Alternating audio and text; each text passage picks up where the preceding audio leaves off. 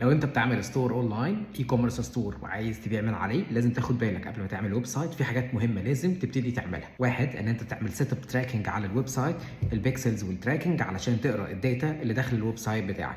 الناس دي جايه منين، بتعمل ايه على الويب سايت، البيهيفير، الديموغرافيك، الانترست بتاعت الناس جوه الويب سايت بتاعك. الويب سايت بتاعك يكون ايزي نافيجيشن، ان نقدر الناس تبراوز الويب سايت بتاعك بسهوله من غير ما تفرهد عشان تلاقي المعلومه موجوده على الويب سايت. الويب سايت بتاعك يكون موبايل اوبتمايزد، بحيث ان الراجل يقدر ياخد القرار ويشتري من الموبايل، مش محتاج يفتح الديسكتوب علشان يفتح الويب سايت بتاعك. لازم يكون في كاستمر سبورت على الويب سايت بتاعك، حتى لو كان تشات بوت، علشان الناس تقدر توصل لك ولو عايزه تسال سؤال بخصوص المنتجات بتاعتك. الكول تو اكشنز لازم تكون واضحه وصريحه جوه الويب سايت، ان هو يشتري ازاي، يشتري منين، الشحن، كل التفاصيل دي لازم تكون واضحه بكول تو اكشن واضح علشان يقدر ياخد القرار بسهوله.